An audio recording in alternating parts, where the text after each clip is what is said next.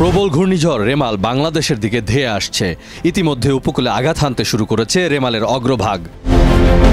ঘূর্ণিঝড় কেন্দ্রের কাছে সাগর খুবই উত্তাল থাকায় মংলা ও পায়রা বন্দরকে 10 নম্বর এবং চট্টগ্রাম ও কক্সবাজার সমুদ্র বন্দরকে 9 নম্বর মহাবিপদ সংকেত দেখিয়ে যেতে বলা হয়েছে। সবচেয়ে ভয়ের ব্যাপারটি ঘটতে যাচ্ছে রাতে। সেটি হচ্ছে উপকূলীয় এলাকা প্লাবিত করতে পারে 8 থেকে 10 ফুট উঁচু জলোচ্ছ্বাস। ভয়ঙ্কর রূপ ধারণ করা ঘূর্ণিঝড় রেমালের প্রভাবে ইতিমধ্যে 4 ফুট উচ্চতার জলোচ্ছ্বাসে তলিয়ে গেছে সুন্দরবন। বরগুনা পটুয়াখালীর নিম্নাঞ্চল প্লাবিত হয়েছে।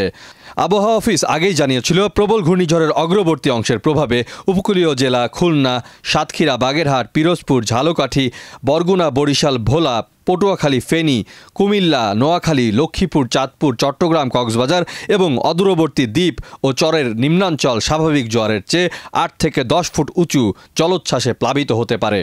চট্টগ্রাম কক্সবাজার বিমানবন্দরে ইতিমধ্যে কার্যক্রম বন্ধ করে দেওয়া হয়েছে। কক্সবাজার সমুদ্র সৈকতে পর্যটকদের না নামার অনুরোধ জানিয়েছে ট্যুরিজম পুলিশ। ঘূর্ণিঝড় রেমাল এগিয়ে আসায় জানমাল বাঁচাতে আশ্রয়কেন্দ্রে ঠাঁই নিয়েছে নারী ও শিশুসহ উপকূলের 52,000-এর বেশি মানুষ।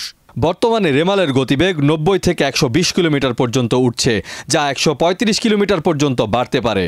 বর্তমান উত্তরমুখী গতিপথ অব্যাহত থাকলে প্রবল ঘূর্ণিঝড় রেমাল আজ সন্ধ্যা বা মধ্যরাতের দিকে বাংলাদেশের খেপুপাড়া ও ভারতের সাগরদ্বীপের মাঝামাঝি এলাকা দিয়ে উপকূল অতিক্রম করতে পারে। ডেস্ক রিপোর্ট, দেশ রূপান্তর।